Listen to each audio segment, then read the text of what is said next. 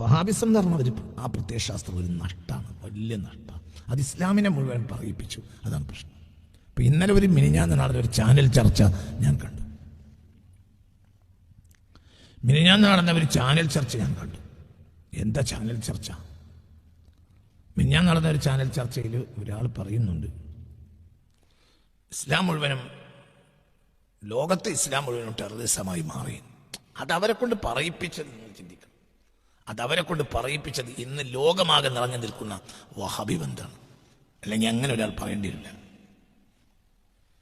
ഒരു നിലക്ക് സൂഫി ഇസ്ലാം എന്ന സാധനം ഇന്ന് വ്യക്തിപരമാണ്, സമൂഹത്തിലില്ല.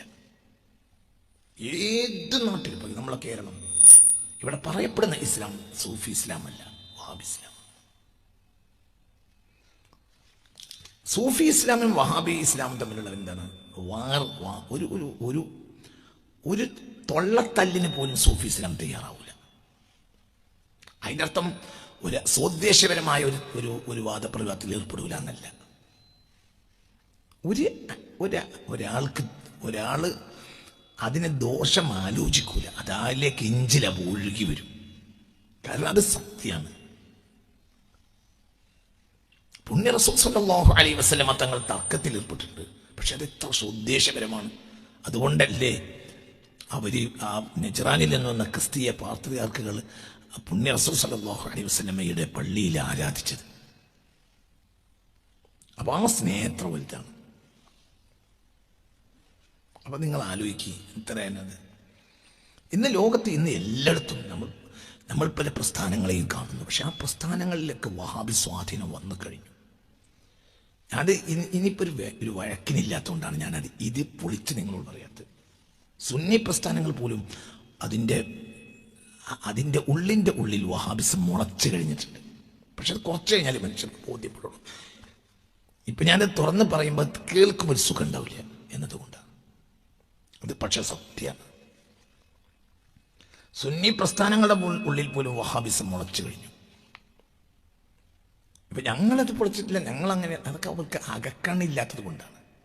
ചില ആളുകൾ പറയുന്നുണ്ട് എന്താ ഇങ്ങനെ ഇന്നാലിന്നെ നിങ്ങളെ സംഘടനയിലല്ലേ അങ്ങനെ ഇങ്ങനെയൊക്കെ പറയുന്നുണ്ട്. പക്ഷെ അത് ഞാൻ അവരെ കുറ്റം പറയല്ല, അവർക്ക് അന്തമില്ലാത്തത് കൊണ്ടാണ് പറയുന്നത്. അവരെ പ്രസ്ഥാനത്തിൽ ഇതിനേക്കാൾ വഹാബിസം കടന്നുകൂടിയിട്ടുണ്ട്.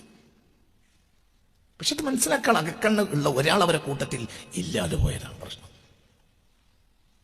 ഞാനൊരു കുറ്റം പറയുന്നില്ല കേട്ടോ. കാരണം മനുഷ്യർ അസഹനീയരാവും. കുറ്റാണെന്ന് കണ്ട അസഹനീയരാവുകയാണ്. കുറ്റമില്ലാത്തത് കൊണ്ടല്ലേ ഞാൻ പറയാത്തത്. പിന്നെന്താണ്? മനുഷ്യർ അസഹനീയരാവുക.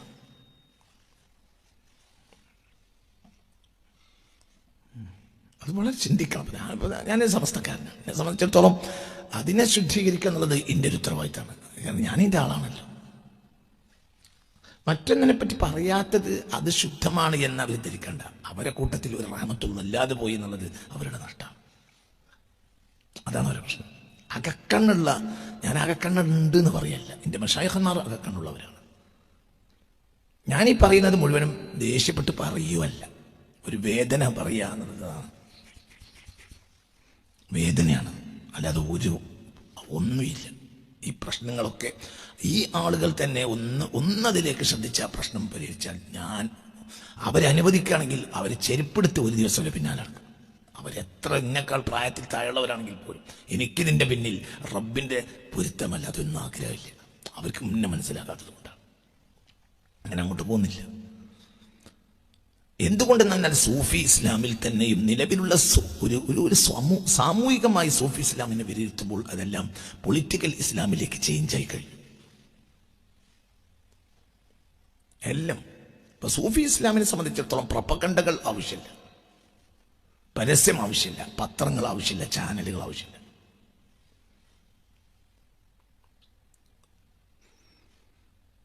വളരെ നമ്മൾ ചിന്തിക്കണം. അതൊക്കെ ആഴത്തിൽ നമ്മൾ അപ്പോൾ അതിൻ്റെ പ്രശ്നങ്ങളെല്ലാം ഈ ഭൗതികമായ മേലാപ്പിനെ നമ്മൾ അണിയുമ്പോൾ അതിൻ്റെ പ്രശ്നങ്ങളെയും കൂടി നമ്മൾ ഏറ്റെടുക്കണം. അപ്പം നമ്മൾ അറിയാതെ നമ്മളല്ലാതായി മാറും. അങ്ങനെ വരും. അത് വലിയ ദുരന്തമാണ്. പ്രധാന പത്രങ്ങൾ, ചാനലുകൾ, ഇത് സൂഫി ഇസ്ലാമിൻ്റെ മുഖമല്ല, പൊളിറ്റിക്കൽ ഇസ്ലാമിൻ്റെ മുഖമാണ്. സൂഫി ഇസ്ലാമിന് എന്തിനാ പത്രം? സൂഫി ഇസ്ലാം പരലോകത്തെ ഇവിടെ അടി കിട്ടിയാലും ഒരു പരലോകത്തെ പറ്റി എല്ലാവരെയും ആഗ്രഹിക്കുള്ളൂ.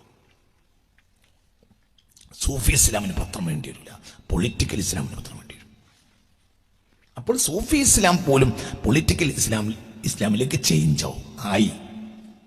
അതുകൊണ്ടാണ് ഭൗതികമായ ഈ പ്രൊപ്പഗണ്ടകളുടെ പിന്നാലെ പോകുന്നത്.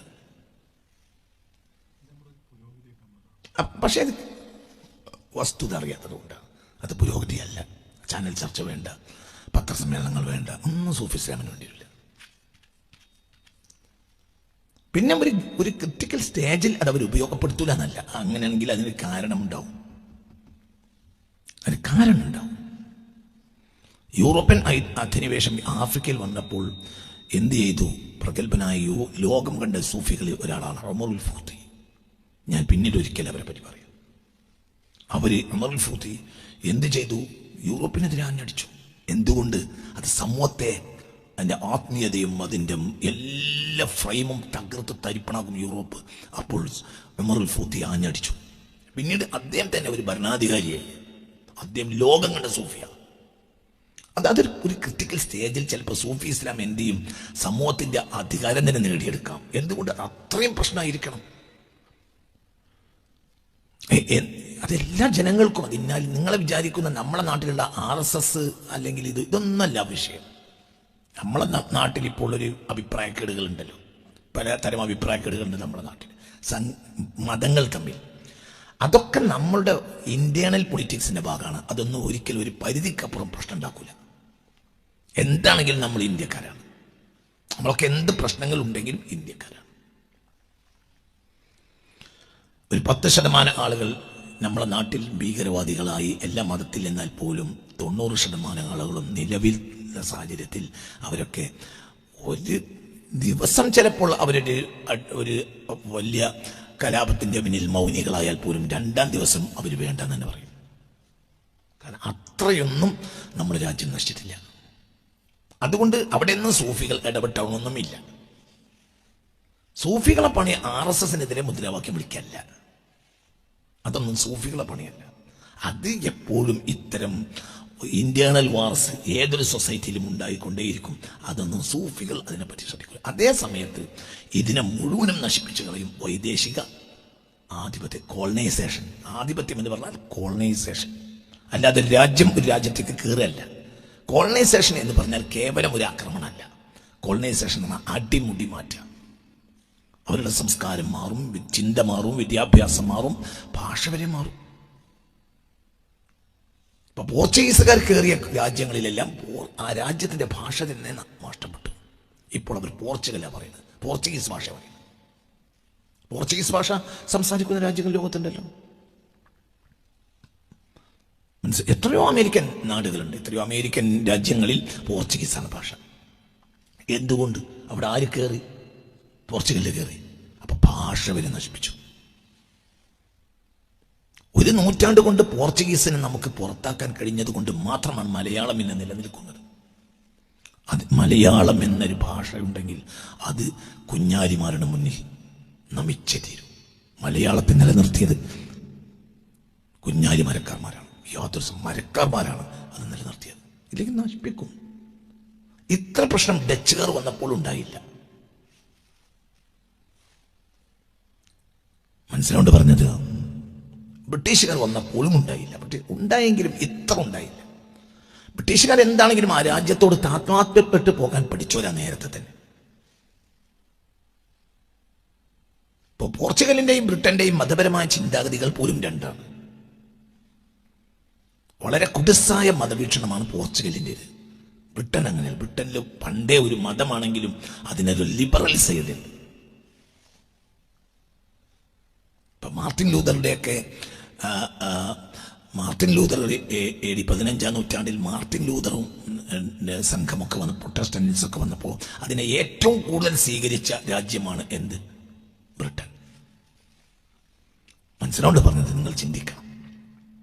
അപ്പൊ അതിൻ്റെതായ ചില കച്ചവട താല്പര്യങ്ങൾ ഉണ്ടെങ്കിൽ പോലും നിങ്ങളിപ്പോൾ ഈ നമ്മുടെ രാജ്യത്ത് ബ്രിട്ടീഷുകാർ അധികാരത്തിന് കയറിയിട്ടുണ്ട്. 1757 പ്ലാസി യുദ്ധത്തിന് ശേഷം നമ്മുടെ രാജ്യത്ത് അധികാരം വാണത് ആരാണ്? ബ്രിട്ടീഷുകാരാണ്. പിന്നെ 947 പുറത്താക്കുന്നത് വരെയും അവർക്കാണ് അധികാരം. ഏകദേശം 190 വർഷങ്ങൾ. ഏകദേശം 190 വർഷമല്ല, 190 വർഷം. AD 1757 മുതൽ 1947 വരെയുള്ള 190 വർഷങ്ങൾ. ഈ കാലം അധികാരം വാണത് പോർച്ചുഗലാണെങ്കിൽ നമ്മുടെ ഭാഷ സാധനം ഉണ്ടാവില്ല. ഞാനൊരു കാര്യം കൂടി പറയട്ടെ. പോർച്ചുഗീസുകാരോട് നമ്മൾ അടിച്ചതുപോലെയുള്ള അടി പിന്നെ ഡച്ചുകാരോടും ബ്രിട്ടീഷുകാരോടും അടിച്ചിട്ടുമില്ല. ഒരു നിലക്ക് പറഞ്ഞാൽ പോർച്ചുഗീസുകാരെ പുറത്താക്കാൻ നമ്മളെ സഹായിച്ചത് ആരാണ്? ഡച്ചുകാരാണ്. ഡച്ചുകാരെ നമ്മൾ അകറ്റി നിർത്തിയെങ്കിലും ഒരു സ്വാഗതത്തോട് ചെയ്തുകൊണ്ട് അകറ്റി നിർത്തുക ചെയ്തത്. അവർ നമ്മളെ വല്ലാതെ ഒന്നും നശിപ്പിച്ചിട്ടുമില്ല. 1757 സിറാജുദ്ദൗലയെ തോൽപ്പിച്ച്, ബംഗാളിലെ സിറാജുദ്ദൗലയെ തോൽപ്പിച്ച് അധികാരത്തിൽ വന്ന, പ്ലാസി യുദ്ധത്തിൽ അധികാരത്തിൽ വന്ന 1757 മുതൽ ബ്രിട്ടൻ അധികാരത്തിൽ നിന്നും നമ്മുടെ രാജ്യത്തിൽ അധികാരത്തിൽ കയറി. പിന്നെ തെക്കും വടക്കൊക്കെ അവർ കയറി. 1947 അവർ പുറത്തു പോവുകയും ചെയ്തു. 190 വർഷങ്ങളാണ് അവർ നിന്ന്. അതായത് സൗകര്യങ്ങളുള്ള കാലങ്ങൾ. പോർച്ചുഗൽ ഇവിടെ വരുമ്പോൾ സൗകര്യങ്ങളില്ല. അവരുടെ കരാളഹസ്തങ്ങളെ കൂടുതൽ നീട്ടാനുള്ള സൗകര്യങ്ങളില്ല. ബ്രിട്ടൻ വന്നപ്പോൾ കുറച്ചുകൂടി സൗകര്യങ്ങൾ കൂടിയിട്ടുണ്ട്. ആധുനികതയിൽ തന്നെ ഒരു അരനൂറ്റാണ്ട് ബ്രിട്ടൻ ഭരിച്ചു.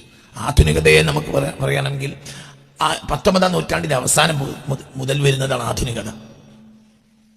മനസ്സിലാണ്ട് പറഞ്ഞത് 20ാം നൂറ്റാണ്ടിന്റെ മധ്യം വരെ അവർ നിന്നു. ആ 50 വർഷം തന്നെ മധ്യയിൽ അവർക്ക് നാട് കുട്ടിച്ചോറാക്കാം. പക്ഷേ എന്താണെങ്കിലും ബ്രിട്ടൻ നമ്മളെ മുതലൊക്കെ കട്ടുകൊണ്ടുപോയി നമുക്കൊരു തരം അടിമത്തം വിധിച്ചു. ആ അടിമത്തം ഇപ്പോഴും നമ്മുടെ തടിയിൽ നിന്ന് പോയിട്ടുമില്ല. എന്താണെങ്കിലും അവർ പോർച്ചുഗലിനെ പോലെ അപകടകാരിയായിരുന്നില്ല. അപ്പോൾ പടച്ച തമ്പുരാൻ നമുക്ക് തന്ന 4 മുതലാണ് ആര്? 4 കുഞ്ഞാലി മരക്കാർമാർ. കുഞ്ഞാലി 1-ാമൻ, കുഞ്ഞാലി 2-ാമൻ, കുഞ്ഞാലി 3-ാമൻ, കുഞ്ഞാലി 4-ാമൻ. പിന്നെ അതിന് നമ്മൾ തോളോട് തോൾ ഒരുമുകയും ചെയ്തു. അതായത് ഒരേ സമയത്ത് ഹിന്ദുക്കളും മുസ്ലിമീങ്ങളും ക്രിസ്ത്യാനികളും. അക്കാലത്ത് നമ്മുടെ നാട്ടിലെ ക്രിസ്ത്യാനികൾ എന്ന് പറഞ്ഞാൽ അവർ സെയിന്റ് തോമസ് ക്രിസ്ത്യാനികളാണ്. അവരൊക്കെ യോജിച്ചു. അവർ തന്നെ ഫൗജുകൾ ഉണ്ടാക്കി. ക്രിസ്ത്യാനികൾക്കൊക്കെ അങ്കമാലി ബേസിൽ ഫൗജുകൾ ഉണ്ടായിരുന്നു. ക്രിസ്ത്യാനികൾക്ക്, അതായത് കുഞ്ഞാലി മരക്കാന്മാർ ചെയ്ത സമരം മലബാറിൽ ചെയ്തതുപോലെയുള്ളയോ അതിന് സമാനമായതോ ആയ സമരങ്ങൾ ആര് ചെയ്തിട്ടുണ്ട്? ക്രിസ്ത്യാനികളും ഹിന്ദുക്കളും ഒക്കെ ചെയ്തിട്ടുണ്ട്. പിന്നെ നാവികപ്പടയാണ് അവരെ തോൽപ്പിക്കാൻ ഏറ്റവും. എന്തുകൊണ്ട്? അക്കാലത്ത് നാവികപ്പട നയിക്കാനുള്ള കരുത്ത് മരക്കാന്മാർക്കുള്ളത്. അതുകൊണ്ടാണ് അവർ അത്രയും ലെജൻഡുകളായി അവരെ സമൂഹം കാണാനുള്ള കാരണം. ഇവർ ആക്രമിച്ചത് എവിടുന്നാണ്? കടലിൽ നിന്നാണ്. അപ്പോൾ നല്ല നാവികന്മാരെയും കടലിൽ യുദ്ധം ചെയ്യാൻ കരുത്തുള്ളവരെയും വേണം. അത് കോഴിക്കോട്ടെ മരക്കാന്മാരുടെ നേതൃത്വത്തിലാണ് വന്നത്. അതുപോലെ മറ്റ് ചരിത്രങ്ങൾ എഴുതപ്പെട്ടില്ല. പക്ഷേ ഇവർ വലിയ സേവനം തന്നെ ചെയ്തത്. മരക്കാന്മാർ ചെയ്ത് വലിയ സേവനമാണ്. അതേ സമയത്ത് സമാനമായ സേവനങ്ങൾ അങ്കമാലി ബേസ് ചെയ്ത് ക്രിസ്ത്യാനികൾ ചെയ്തിട്ടുണ്ട്. സെയിന്റ് തോമസ് ക്രിസ്ത്യാനികൾ.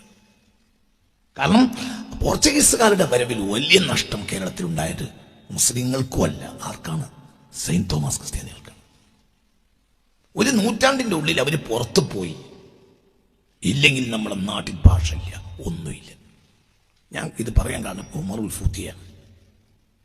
ഇങ്ങനെയുള്ള ആക്രമണം അവിടെ വന്നു, ആഫ്രിക്കയിൽ വന്നു. മനസ്സിലായില്ലേ? അപ്പോൾ ഉമറുൽ ഫൂത്തി, അദ്ദേഹം സൂഫി എന്ന് പറഞ്ഞ ലോകം കണ്ട സൂഫിയാണ്. പക്ഷെ ഒരു ഘട്ടത്തിൽ അവർ സമൂഹത്തിന്റെ അധികാരം ഏറ്റെടുക്കും. അപ്പോൾ പടച്ചോനെ സഹായം അവർക്കുണ്ടാവും. എന്തുകൊണ്ട്? നിശ്ചിത താല്പര്യം ഉണ്ടാവില്ല. ഇത് കഴിഞ്ഞാൽ നമുക്കിവിടെ പ്രസിഡന്റ് ആകണമെന്നോ മുഖ്യമന്ത്രി ആകണമെന്നോ അവർക്ക് ആഗ്രഹം ഉണ്ടാവില്ല. അവർ ഒരു മതത്തിന്റെ ആളുകളെയും വേറിട്ട് കാണൂല. മനസ്സിലായില്ലേ? ഈ കുളത്തിലെ വെള്ളം പച്ചവെള്ളം പോലെ അവർ സമൂഹത്തെ മനസ്സിലാക്കൂ. അവർ വായുവിനെയും വെള്ളത്തിനെയും മണ്ണിനെയും പോലും മനുഷ്യരെ ഒന്നായി കാണും. അപ്പോൾ അവർക്ക് പടച്ചോന്റെ സഹായം ഉണ്ടാവും. ഇന്നിപ്പോൾ നമ്മൾ സംഘടനകൾ കെട്ടിയിട്ട് മനുഷ്യരെ വിവിധങ്ങളായി കാണാണ്. അത് പാടില്ലാത്തതാണ്. അപ്പോൾ ഇന്ന് ഒരു മുസ്ലിം നേതാവാണെങ്കിൽ പോലും പടച്ച തമ്പുരാന്റെ സഹായം കുറയും. എന്തുകൊണ്ട്? നാവിൽ മാത്രമാണ് ഏകത്വം, ഉള്ളിൽ ഏകത്വം ഉണ്ടാവില്ല. 2 നിക്ഷിപ്ത താല്പര്യങ്ങളുണ്ടാവും. മനസ്സിലായില്ല? താല്പര്യങ്ങളില്ല എന്ന് പറഞ്ഞാൽ പോലും താല്പര്യങ്ങളുണ്ടാവും. സൂഫികൾക്ക് താല്പര്യങ്ങളുണ്ടാവില്ല. അവരധികാരം കൈവന്നാൽ പോലും അത് സ്വീകരിക്കൂല. അപ്പൊ മഹാഭാരതം നമ്മളോട് പറയുന്നത് ഒരു സൂഫി കഥയാണ്. എന്തുകൊണ്ട്? കുരുക്ഷേത്രം കഴിഞ്ഞപ്പോൾ അവർ കൈലാസം തേടി പോവാണ്.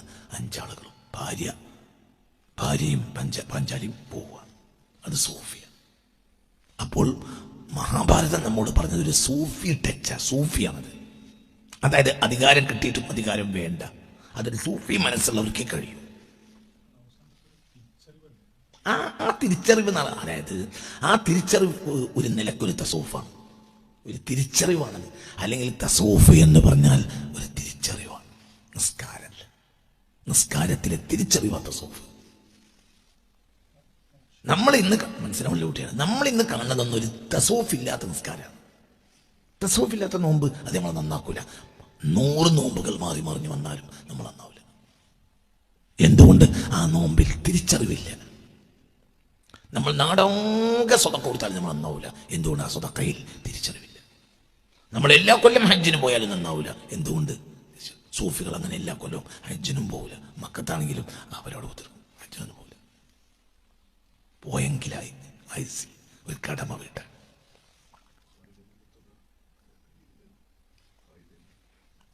കാര്യമില്ലല്ലേ ബാഫിക്കങ്ങൾ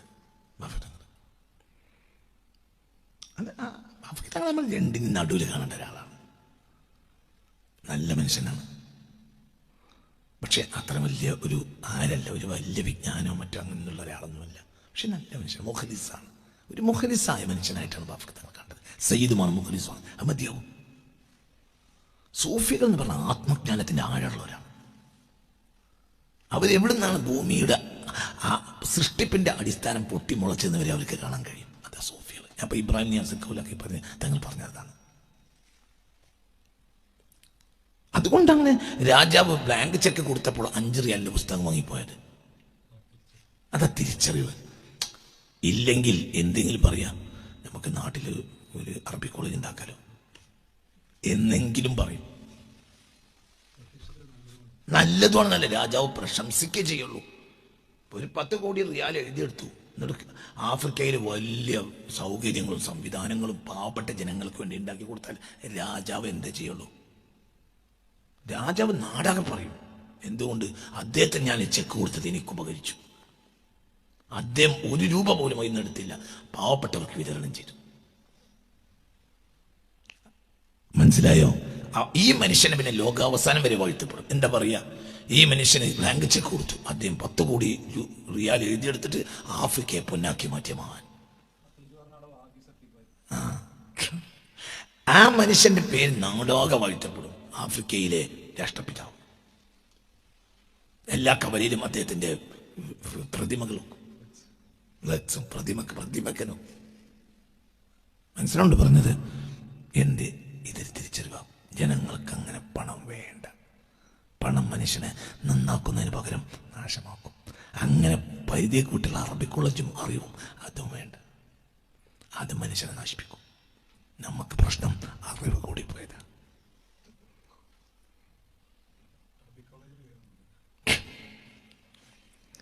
നാടാകെ അറബി കോളേജുകൾ ഉണ്ടാക്കി നമ്മൾ വിവരമില്ലായ്മ. വിവരമുണ്ടെങ്കിൽ ഒന്നും ചെയ്യില്ല.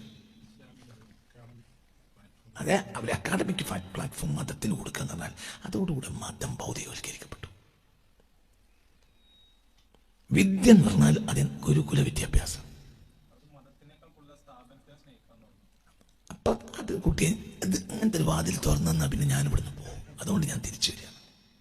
സ്ഥാപനവൽക്കരണം മുഴുവനും ഭൗതികതയാണ്. പ്രസ്ഥാനങ്ങളടക്കം. ഒരു മതത്തിനൊരു പ്രസ്ഥാനം ഉണ്ടായാൽ മതം ഭൗതികവൽക്കരിക്കപ്പെടും. മതപ്രസ്ഥാനങ്ങൾ നമ്മൾ വിചാരിക്കുന്നത് നമ്മൾ വളർത്തിയത് മതപ്രസ്ഥാനങ്ങളാണ്. അല്ല, മതപ്രസ്ഥാനങ്ങൾ നമ്മളെ പുറകോട്ടാണ് കൊണ്ടുപോയത്. അത് സൂഫിക്ക് തിരിയുള്ളൂ. അതുകൊണ്ട് ആത്യന്തികമായി ഗുണമുണ്ടാവില്ല.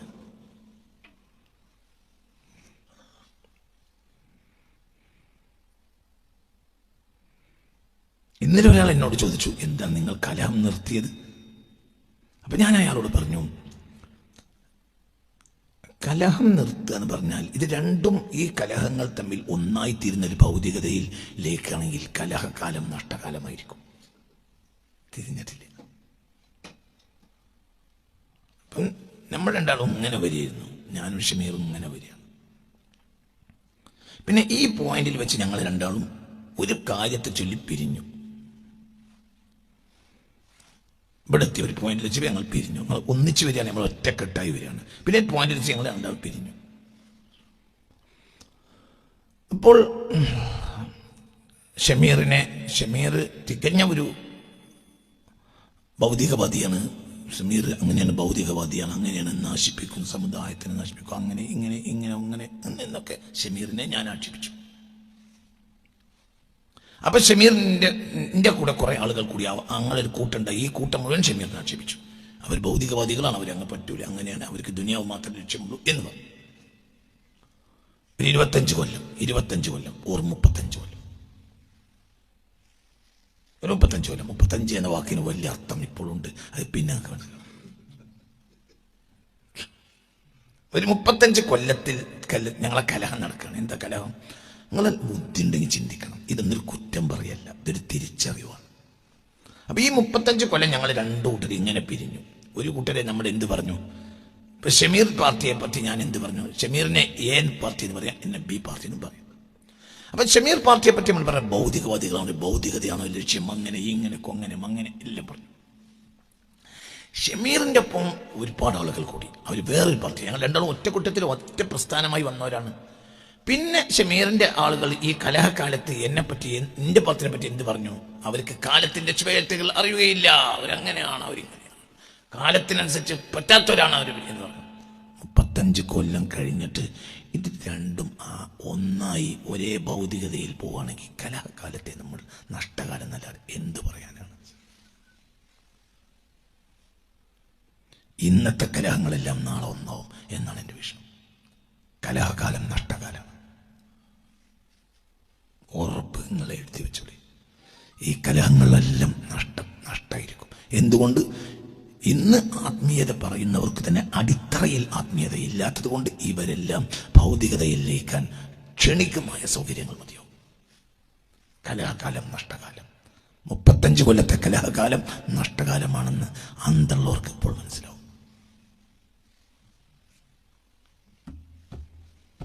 പിന്നെ ഇപ്പോഴും കലഹം എന്ന് പറയുന്ന ആളുകളുണ്ട്. അവർക്ക് അവരുടെ ലാഭം നിലനിർത്തുകൾ മാത്രമാണ് ലക്ഷ്യം. സത്യത്തിൽ കലഹത്തിന്റെ എല്ലാ സോളും നഷ്ടപ്പെട്ടു പോയിട്ടുണ്ട്.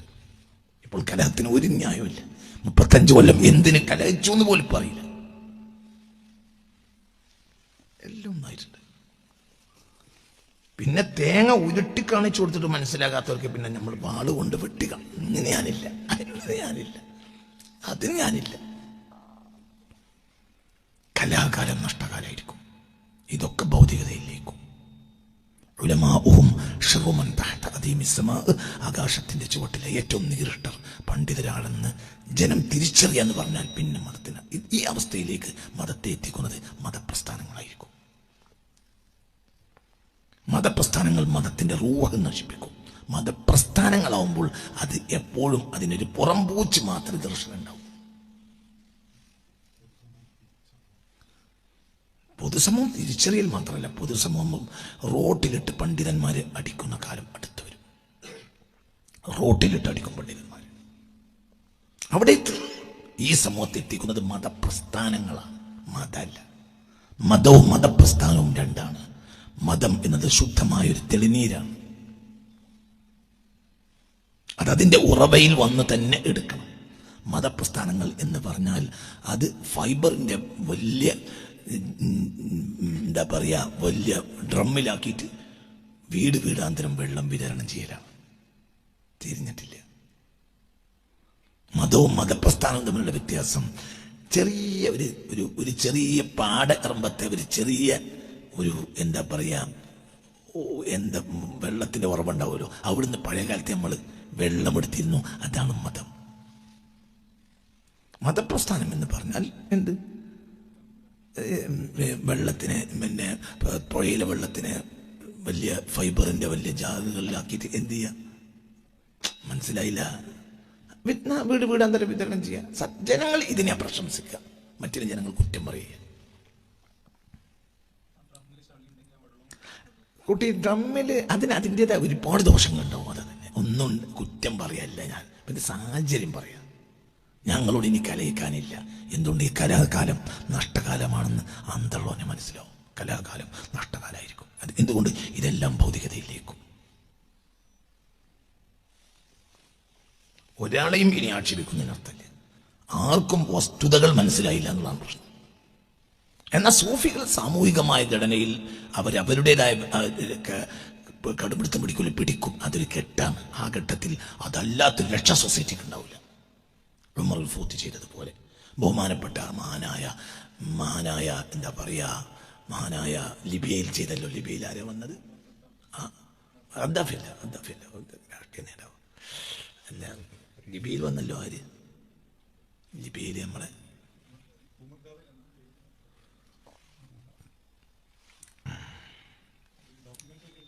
അതെ 20ാം നൂറ്റാണ്ടിലെ ഒരു പ്രധാനപ്പെട്ട ആളവരാണ്. എന്താ അവരെ പറ്റി പറയാ? ഇറ്റാലിയൻ സർക്കാർ അദ്ദേഹത്തെ തൂക്കിക്കൊന്നു. വലിയ ലെജൻഡാണ് അവിടെ. എന്താ അവരെ പറ്റി പറയാ?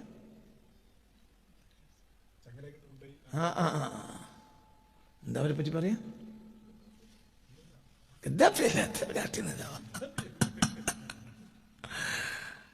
അവരെ പറ്റി എന്താ പറയാ? വലിയ സൂഫിയ ഖാദിരി തുരീഖത്തിന്റെ 20ാം നൂറ്റാണ്ടിലെ ലിബിയയിലെ ഷെയ്ഖ് അവരാണ്. ഉമർ മുഖ്താർ.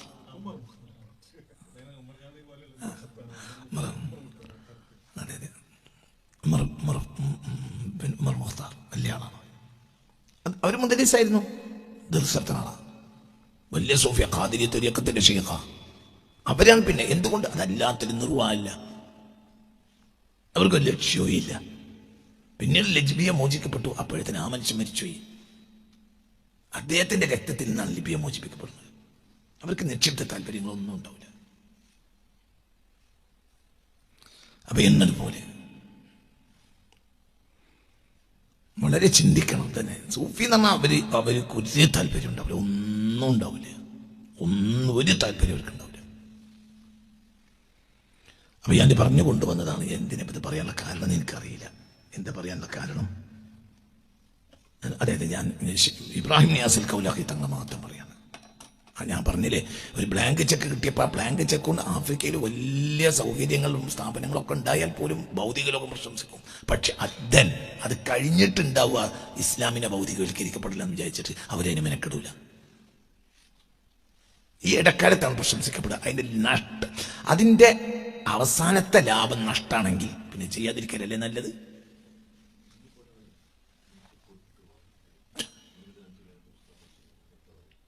ഭൂലോക വിഡ്ഢിന്ന് പറയും. അപ്പൊ അതൊക്കെ മനസ്സിലാക്കണം. ഭൗതികത കുട്ടി, ഞാൻ വഹാബിസം എന്ന് മാത്രമല്ല ഇതിൻ്റെ അർത്ഥം. എവിടെയെല്ലാം മതത്തെ ഭൗതികവൽക്കരിക്കപ്പെടുന്നു, നിക്ഷിപ്ത താല്പര്യങ്ങൾക്ക് വേണ്ടി ഉപയോഗപ്പെടുത്തുന്നു, അവിടെയെല്ലാം മതം നഷ്ടമായി മാറും. അതാണ് പ്രശ്നം. അത് നമുക്ക് തിരിച്ചറിയാൻ കഴിയണം. നിക്ഷിപ്ത താല്പര്യങ്ങളുണ്ടെങ്കിൽ മതം മതമല്ലാതായോ? മതത്തിനൊരു നിക്ഷിപ്ത താല്പര്യമില്ല, ഒരു താല്പര്യമില്ല. അള്ളാഹുവിലേക്ക് ജനങ്ങളെ എത്തിക്കുക, അള്ളാഹു എന്ന അടിസ്ഥാന സത്യത്തിലേക്കും ചിന്തയിലേക്കും മനുഷ്യനെത്തിക്കുക. അതായിരിക്കും അതിൻ്റെ ലക്ഷ്യം. അപ്പൊ ഇബ്രാഹിം നിയാസിൽ കൗലാഹി റളിയല്ലാഹു, ഞാൻ നിങ്ങളോട് പറഞ്ഞത് ഒരു ഫാത്തിഹയെങ്കിലും ദിവസം ഓതുക. ഇബ്രാഹിം നിയാസിൽ കൗലാഹി എൻ്റെ ഷെയ്ഖ് ഇബ്രാഹിം സാലിഹ് ഹുസൈനി തങ്ങളാണ്. അവരുടെ ഷെയ്ഖാണ് സാഹിബുൽ ഫൈളായ ബഹുമാനപ്പെട്ട ഇബ്രാഹിം നിയാസിൽ കൗലാഹി റളിയല്ലാഹു. ഒരു ഫാത്തിഹയെങ്കിലും ഓതുക, അത് മതിയാവും. നാളെ അള്ളാഹിന്റെ കോടതിയിൽ അവർ നമ്മളെ കൈപിടിച്ചാൽ പിടിക്കും ഇൻഷാ അല്ലാഹ്. അള്ളാഹു തൗഫീഖ് തരട്ടെ. അപ്പൊ എന്താ പറഞ്ഞുകൊണ്ട് എന്താ പറഞ്ഞത്? അവർ പറയാണ്, എന്ത് പറയാണ്? സ്വലാഹു അഹിബ്ബായി, എന്നെ സ്നേഹിച്ചവരുടെയൊക്കെ നന്മ യലൂഹുലി മുബസ്സിരിൻ, അകക്കാമ്പുള്ളവർ ഏതൊരാൾക്കും വ്യക്തമായി മനസ്സിലാവും. എന്നെ ആര് സ്നേഹിച്ചവൻ രക്ഷപ്പെടും. എന്തുകൊണ്ടാണത്? ബിത്വാഹ ഹബീബില്ല, ഹബീബുള്ളയായ അള്ളാഹുവിന്റെ ഹബീബായ ത്വാഹൽ മുസ്തഫ സല്ലല്ലാഹു അലൈഹി വസല്ലമ തങ്ങളെ കൊണ്ടാണ് അവരും രക്ഷപ്പെടുന്നത്. അവർ ഞാൻ വഴി. കാരണം എന്റെ നേട്ടം റസൂലുള്ളാഹിയാണ് സല്ലല്ലാഹു അലൈഹി വസല്ലം. ഫൗസൻ അലാ ഫൗസിൻ, വിജയത്തിന്റെ മേൽ വിജയമായി അവർ പരിണമിക്കും. അല്ലാഹു തൗഫീഖ് തരട്ടെ. ത്വരിബത്തു, ഞാൻ ആനന്ദിച്ചു ബിദിക്രിൽ മുസ്തഫ നബിയെ പറഞ്ഞുകൊണ്ട്. തിയഹൻ ബിഹി, നബിയെ കൊണ്ട് എന്താ പറയാ, നബിയെ കൊണ്ട് മറ്റുള്ളതിനെ കുറിച്ചുള്ള ചിന്ത ഇല്ലാതാകുന്നതിനാണ് എന്ത് പറയാ, ഒന്നിൽ മാത്രം അയാളാണ് ചുറ്റിത്തിരിയ, അതിനാണ് താഹ എന്ന് പറയാ. ഈ ത്വാഹയല്ല, പരിഭ്രാന്തൻ എന്ന് പറയും. ഒന്നിൽ മാത്രം അയാൾ ലയിച്ചാൽ അയാൾ അതിൽ പരിഭ്രാന്തനാവുക. നബിയിൽ മാത്രം പരിഭ്രമിച്ചവനായ നിലയിൽ. ഒരു കാര്യത്തിൽ പരിഭ്രമിച്ചവന് വേറൊന്നും നോക്കാൻ കഴിയില്ല. ഞാൻ നബിയിൽ പരിഭ്രമിച്ചവനാണ്. നബിയിൽ അങ്ങോട്ട് ചുറ്റി ലയിക്കതിൽ ലയനാണ്. ഒരു കാര്യത്തിന്റെ അത്ഭുതത്തിൽ ഒരാൾ ലയിച്ച് ആ അത്ഭുതം അയാൾ കണ്ടെത്തിയിട്ട് തീരാത്ത കാലത്തോളം അയാൾ അതിൽ തന്നെ ആയി പോകുമല്ലോ. ഒക്കെ പറഞ്ഞത് മനസ്സിലായില്ലേ? നിങ്ങൾ ഒരു അത്ഭുതകരമായ താഴ്വര കണ്ടു, അപ്പോൾ നിങ്ങൾ മറന്നു. ആ താഴ്വരയിലെ അത്ഭുതങ്ങൾ നിങ്ങളെ മനസ്സങ്ങോട്ട് അത്ഭുതപ്പെടുത്തും. അത്രയും വലിയ അത്ഭുതങ്ങൾ. വലൈക്കും സലാം വറഹ്മത്തുള്ളാഹി. എനിക്കറിയാം. ഇരിക്കും കയറിയിരുന്നോട്. മനസ്സിലാവില്ലേ നിങ്ങൾക്ക്? ഇതിനാണ് ഹബീബ നബി സല്ലല്ലാഹു അലൈഹി വസല്ലമയിൽ ഞാൻ അങ്ങനെ അതിൽ ആനന്ദിച്ച് ലയിച്ചു പോവുക. ആ നിലയിലാണ് ഞാൻ. ഒന്നുകൂടി നോക്കി എന്താ ഇവിടെ പറഞ്ഞത്? മുസ്തഫ നബിയെ പറഞ്ഞുകൊണ്ട് ഞാൻ ആനന്ദിച്ചു. തിയാംബിഹി, ആ നബിയെ കൊണ്ട് തന്നെ മറ്റുള്ളതിനെ മറന്നൊഴിവാക്കിയവനായി, മറ്റുള്ളതിനെ മുഴുവൻ ഒഴിവാക്കി പരിഭ്രാന്തനായ നിലയിൽ. ഒരു പരിഭ്രാന്തൻ എന്നതുകൊണ്ട് ഇവിടെ ഉദ്ദേശിക്കുന്നത് ഒരു ഭ്രാന്തോ അല്ല, ഒരു പരിഭ്രമമോ അല്ല. അതിൻ്റെ ആ ഹബീബ നബി സല്ലല്ലാഹു അലൈഹി വസല്ലം തങ്ങളുടെ അത്ഭുതം വിട്ടുപോകാൻ ഇയാൾക്ക് കഴിയുന്നില്ല. തീർത്താലും തീരാത്ത അത്ഭുതങ്ങൾ അല്ലാഹു നബിയിലൂടെ ഇയാൾക്ക് കാണിച്ചു കൊടുത്തു. അപ്പോൾ ഇയാൾ എന്തിൽ ലയിച്ചുപോയി? നബിയിൽ ലയിച്ചുപോയി സല്ലല്ലാഹു അലൈഹി വസല്ലം. പിന്നെ കുട്ടിയെ ആ തൗഫീഖുള്ള ആൾ ഇന്നും ഉണ്ടാവും. അവരെ കണ്ടെത്താൻ നിങ്ങൾക്ക് കഴിയാത്തതാണ്. ഇന്നൊരു സിദ്ദീഖ് ഉണ്ടാവും, ഇന്നൊരു ഫാറൂഖ് ഉണ്ടാവും, ഇന്നൊരു ഉസ്മാൻ ഉണ്ടാവും, ഇന്നൊരു അലി ഉണ്ടാവും റളിയല്ലാഹു അൻഹു. അത് നമുക്ക് കാണാൻ കഴിയില്ല. ചിലപ്പോൾ നമ്മളെ മേലെ അത് വെളിവാക്കി തരും. ഈ മനുഷ്യൻ മരിച്ചിട്ട് നമുക്കിത് വെളിവാക്കി തരുന്നത്. അന്ന് അറിഞ്ഞവരറിഞ്ഞു. ഈ 5 റിയാലിന് വേണ്ടി ആ മനുഷ്യനെടുത്ത ചെക്ക് മതിയാവും നാളെ ഫൈസൽ രാജാവിനെ രക്ഷപ്പെടാൻ. കൗലാഹിലേക്ക് പോയിട്ട്, സെനഗലെ കൗലാഹിലേക്ക് പോയി ആ വീട്ടിൽ കയറി ചെന്നത് മതിയാവും നാളെ അള്ളാന്റെ കൂടെ രക്ഷപ്പെടാൻ. എന്തുകൊണ്ട്? അള്ളാഹു ആദരിച്ചൊരു മനുഷ്യനെ രാജാവ് ആദരിച്ചു. എന്താ ദീന്? അതിന് അവിടെ നിങ്ങൾ വാബി സുന്നിന്ന് കാണരുത്. മനസ്സിലോണ്ട് പറഞ്ഞത്. അപ്പൊ ആ ഘട്ടത്തിൽ മനുഷ്യനുള്ളിൽ ചേഞ്ച് ആവും. ചില കോൺഗ്രസ് കമ്മ്യൂണിസ്റ്റുകാരായിരിക്കും, ചില കമ്മ്യൂണിസ്റ്റുകൾ കോൺഗ്രസ് ആയിരിക്കും, ചില ലീഗ് കമ്മ്യൂണിസ്റ്റുകാരായിരിക്കും, ചില കമ്മ്യൂണിസ്റ്റ് ലീഗ് ആയിരിക്കും. ഉള്ളിൽ മാറിയിട്ടുണ്ടാവും. പുറം സൊസൈറ്റി മാറാത്ത കാലത്തോളം മാറാൻ പറ്റൂല. അതെ, ചെയ്യാൻ പറഞ്ഞു ഒക്കെ ഉണ്ടാവും.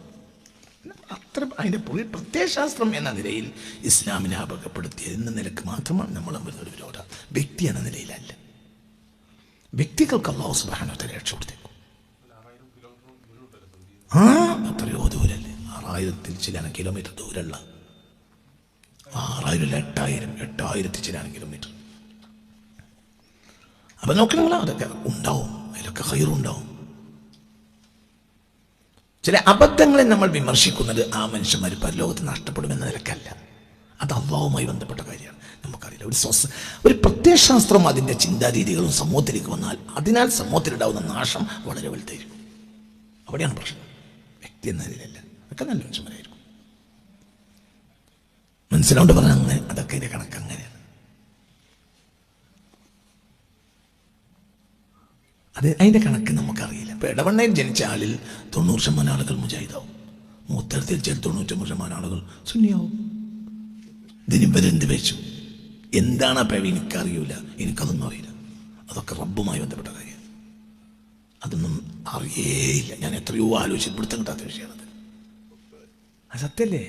കണ്ണൂർ ജനിച്ചാൽ ഭൂരിപക്ഷം ആളുകളും കമ്മ്യൂണിസ്റ്റാവും, മലപ്പുറത്ത് ജനിച്ചാൽ ഭൂരിപക്ഷം ലീഗാവും. എന്തതിന് പിന്നെ കളി അറിയൂല. അല്ലാഹു അഅലം. ഇതൊക്കെ സിറാണ്, നമുക്കതിനെ പറ്റി അറിയില്ല. കുല്ലു യുബഅസു അലാ നിയ്യതിഹിം. ഓരോരുത്തരും അവരുടെ നിയ്യത്തുമിലാണെന്നാണ് കൂടുതൽ വരിക, പ്രസ്ഥാനത്തിന്റെ നിയ്യത്തുമിലല്ല. മനസ്സിലായില്ല? ആ വ്യക്തിയുടെ നിയ്യത്ത് നമുക്കതിനെ പറ്റി ഒന്നും അറിയൂല. പണ്ടാണ് ഞാൻ പറയും ഓരൊക്കെ നരകത്തില്ല. അതൊന്നും എനിക്ക് ഇപ്പം അറിയില്ല. പണ്ടറിഞ്ഞിന് പറയില്ല. ആ അതൊക്കെ ഉണ്ട്. അല്ലാഹു അലം. എന്തൊക്കെ ഇവിടെ വെച്ച് നിന്ന് അല്ലാഹുക്ക് മാത്രമേ. അല്ലാഹു സുബ്ഹാനഹു വ തആല പടച്ചിട്ടുള്ള ഈ പരമാണ്ഡ ഘടകങ്ങളടങ്ങിയ ഈ ലോകത്തിന്റെ ഒരു ആറ്റമിന്റെ രഹസ്യം നമുക്കറിയില്ല. പിന്നെണ്ടോ തന്മാത്ര, ആറ്റമിന്റെ രഹസ്യം അറിയില്ല. പിന്നെണ്ടോ തന്മാത്ര, ഭൂമിയുടെ രഹസ്യം അറിയില്ല. പിന്നെണ്ടോ ആകാശം. അതറിയണമെങ്കിൽ അല്ലാഹു തആല ഉള്ളു തുറന്നു കൊടുക്കണം. അയാളാണ് സൂഫി. അതിന്റെ വാതിൽ മുസ്തഫ നബിയാണ്. കാരണം ഹബീബ നബി സിറുൽ അസ്റാറാണ്, എല്ലാ രഹസ്യങ്ങളുടെയും രഹസ്യം മുഹമ്മദ് മുസ്തഫ. അതിപ്പോ നമുക്കറിയില്ല. പിന്നെ ഭർത്താൻ അങ്ങനെ പറയാനേ ഉള്ളൂ. അടക്കപ്പെട്ട കുപ്പിയിൽ നിന്ന് ഒരല്പം സുഗന്ധം പുറത്തു വരുന്നത് പോലെ, ഒറിജിനൽ സുഗന്ധമാകുമ്പോൾ അടക്കപ്പെട്ട കുപ്പിയുടെ കോർക്കിന്റെ ഉള്ളിലൂടെ ഒരല്പം സുഗന്ധം പുറത്തു വരുന്നത് പോലെ മാത്രമേ ഒരു കുത്തുബിന്റെ വിലായത്ത് പുറത്തു വരുള്ളൂ. പിന്നെ അവർ കുത്തുബാണെന്ന് അറിയുന്നൊരവസ്ഥ വരണമെങ്കിൽ അതിന്റെ കാരണം ഉണ്ടാവും. ഷെയ്ഖ് അബ്ദുൽ ഖാദിർ ജിലാനി തങ്ങളെ അക്കാലത്തെ ജനങ്ങൾ ബഹുമാനിക്കാനുള്ള കാരണം എന്താ? ദീൻ മരിച്ച അവസ്ഥയിലെത്തി, മുഴുവൻ ദീൻ ദുനിയാവിന് വേണ്ടി ഉപയോഗപ്പെടുത്താൻ തുടങ്ങി. അതുകൊണ്ടാണ് മുഹീദ്ദീൻ എന്ന അബ്ദുൽ ഖാദിറിന്റെ പേര് വന്നത്. അപ്പൊ അവിടെ പുറത്തേക്ക് വരണം. മനസ്സിലായില്ല? അവർ അള്ളാഹ്ക്ക് വേണ്ടി പുറത്തു വരും. അപ്പോൾ അവർക്ക് മനസ്സിലാവേണ്ട പറഞ്ഞത്, പിന്നെ അവർക്ക് റിയാ ഉണ്ടാവില്ല. അപ്പൊ നമ്മളെപ്പോലത്തെ ഒരാൾ ഒരു അമൽ ചെയ്യുകയാണെങ്കിൽ റിയാ ഉണ്ടാവും. മറ്റേ ആ റിയാന്റെ ഗ്രന്ഥി അള്ളാഹു അവരിൽ നിന്ന് ഒഴിവാക്കും. അവർക്ക് റിയായേ ഉണ്ടാവില്ല. ഞാൻ ഇപ്പൊ 4 ആൾക്ക് 10 റുപ്യ കൊടുക്കണത് കണ്ടാൽ കണ്ടാൽ പിന്നെ എനിക്ക് സന്തോഷമായി. അതിൽ ഉസ്താദ് എല്ലാവർക്കും പൈസ കൊടുക്കുന്ന ആളാണെന്നും അറിയുന്നതോടുകൂടെ ഞാൻ അവിടെ റിയാ വന്നു. പിന്നെ ഞാൻ പൈസ അല്ലേ കടം വാങ്ങിയിട്ടെങ്കിൽ എൻ്റെ മുന്നിൽ 4 ആൾക്ക് കൊടുക്കും. കാരണം മനസ്സിലാക്കിയത് പേക്കം പോലെ. അതേസമയത്ത് ആ റിയാന്റെ ഗ്രന്ഥ്യൻ അല്ലാഹു സുബ്ഹാനഹു വ തആല എടുത്തു കളഞ്ഞാലോ ആ ചിന്തന ഉണ്ടാവില്ല. എന്ത് 40 ഇറ്റാണ്ടോളം വഴന്ന് പറഞ്ഞോ, 40 കൊല്ലം വഴന്ന് പറഞ്ഞു, ഒന്നും ഉണ്ടാവില്ല. ഒന്നും ഉണ്ടാവില്ല. ദുനിയാവ് അവരെ ലക്ഷ്യം ഉണ്ടാവില്ല. ഒരു ലക്ഷ്യം ഉണ്ടാവില്ല. അവർക്ക് ദുനിയാവ് ലക്ഷ്യം, അവര് ലക്ഷ്യേ ഉണ്ടാവില്ല. മനസ്സിലുണ്ട് പറഞ്ഞത്? ചിന്തിക്ക്. കഴിഞ്ഞ 10, 20, 25, 30 കൊല്ലത്തിനുള്ളിൽ നമ്മുടെ നാട്ടിൽ വഅദ് പറഞ്ഞ പ്രഭാഷകർക്കരുടെ ഏറ്റവും വലിയ പ്രഭാഷണത്തിന്റെ തീം എന്തായിരുന്നു അറിയോ? കല്യാണത്തിൽ കാണുന്ന ആഭാസങ്ങൾ. ഇത് വിഷയമാക്കാത്ത പ്രഭാഷകരില്ല. കാരണം നല്ലൊരു മസാല സാധനമാണത്. അത് ഒരു പബ്ലിക് ആക്കാൻ പറ്റിയാൽ അത് വലിയൊരു ജനകീയതയും കിട്ടും, നല്ല റീച്ച് കിട്ടും കല്യാണത്തിൽ. ഇപ്പൊ അവരെവിടെയാ?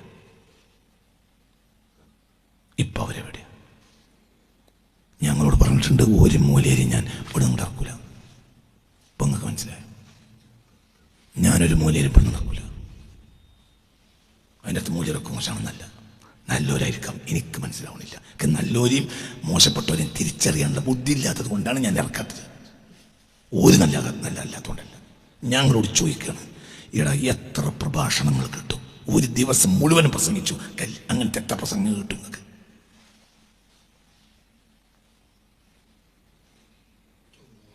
സാധാരണക്കാരായ മനുഷ്യന്മാർ വീട്ടിലൊരു കല്യാണം നടക്കുമ്പോൾ ഒരു എന്തെങ്കിലും ഒരു കാര്യം നടന്നതിൻ്റെ പേര് എത്ര പ്രസംഗങ്ങൾ, ആയിരക്കണക്കിന് പ്രസംഗങ്ങൾ സോഷ്യൽ മീഡിയ കിട്ടും.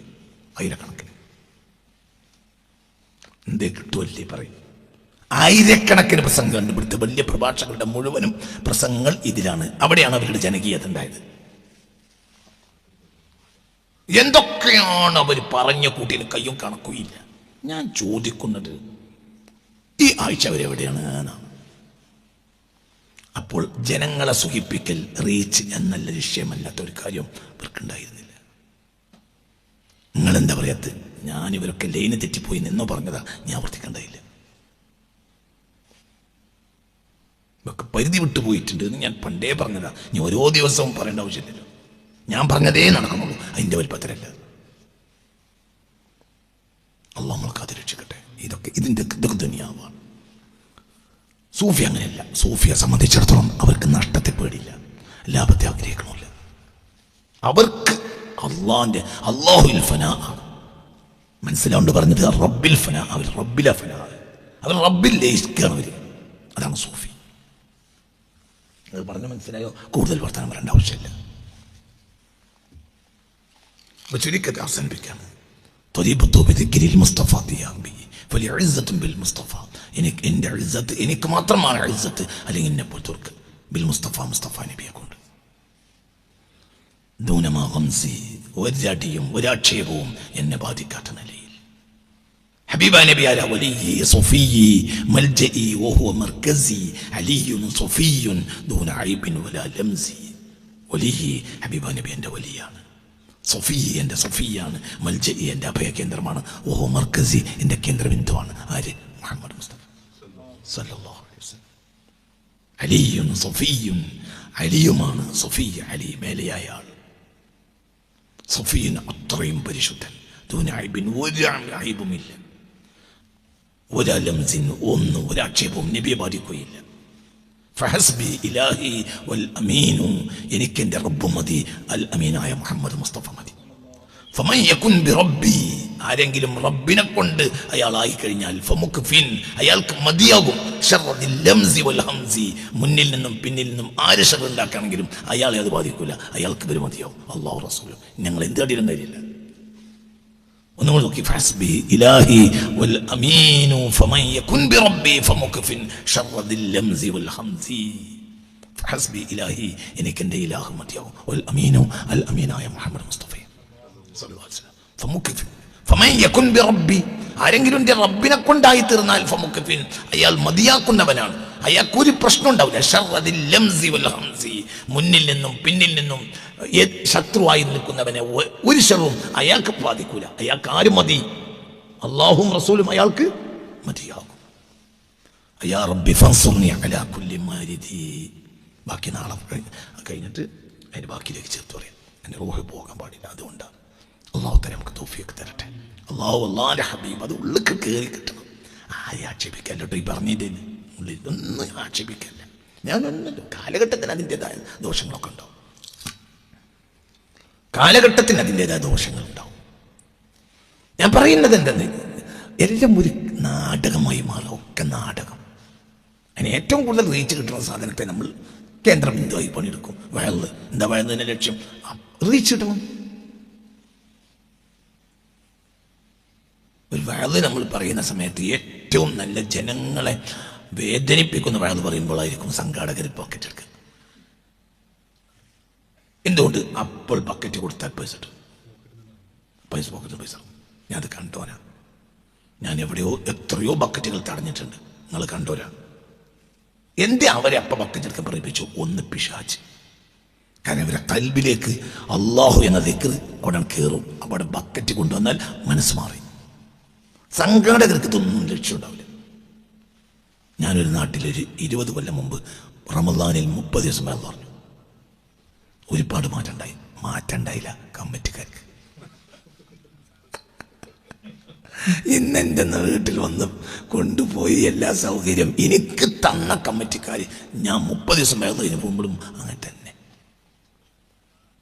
ജുമാക്ക് പോകാതെ വെള്ളിയാഴ്ച മാറുന്ന പടത്തിന് ജുമാൻ്റെ നേരെ തന്നെ നൂൺ ഷോക്ക് പോയിരുന്ന കുട്ടി, ബാല്യക്കാരൻ എൻ്റെ അടുത്ത് വന്ന് പൊട്ടിക്കരഞ്ഞു. പിന്നീട് അവൻ തൊപ്പി ധരിച്ച് ഓട്ടോറിക്ഷ ഡ്രൈവറായി എന്നോട് പറഞ്ഞു, ഞാൻ ഇനി പോകില്ല, സിനിമക്കൂല, ജുമാ ഒഴിവാക്കിയിട്ട് നൂൺ ഷോക്ക് പോകാം. ആ കുട്ടി പറഞ്ഞു, ഉദാഹരണം പറയാം, എൻ്റെ അവസ്ഥ പറഞ്ഞതാണ്. വയലിൻ്റെ ഉൽപ്പത്തല്ല, ചിലപ്പോൾ സബബായിരിക്കും അതൊക്കെ. അതേ സമയത്ത് കമ്മിറ്റിക്കാർ മാറിയില്ല. എന്തുകൊണ്ട്? കമ്മിറ്റിക്കാർക്ക് മാറാനില്ല. അവർ നല്ലവരായതുകൊണ്ടാണല്ലോ അവർ വയല് സംഘടിപ്പിച്ച്. ഇനി അവർക്ക് എന്താ മാറാനുള്ളത്? അവരുടെ ഭാഷയിൽ അവർ നല്ലവരാണ്. അതേസമയത്ത് ബ്ലൂ ഫിലിമിനും ന്യൂൺ ഷോക്കും പോകണവന് മാറാനുണ്ട്. ഓനെ വയല് കേട്ടപ്പോൾ മനസ്സിലായി ഞാൻ അമുക്കാണ്. മനസ്സിലായി പറഞ്ഞത്. അതേസമയത്ത് കമ്മിറ്റിക്കാര് എന്താ ചൂണ്ടയ്യ, നമ്മളാ നടത്തിയ വയല് കൊണ്ട് നന്നായ കുട്ടികളാണിത്. അയ്യോ, വയല് പറഞ്ഞോനോ, വയല് പറഞ്ഞു നന്നാവില്ല. എന്തുകൊണ്ട്? ഒന്നല്ലോ, അതുകൊണ്ടാണ് വയല് പറഞ്ഞത്. ഇന്നലെ വരെയുള്ള ആളുകൾക്ക് CM-നെ തിരിയും. അവർക്ക് CM-നെ തിരിയാനുള്ള കണ്ണുണ്ട്.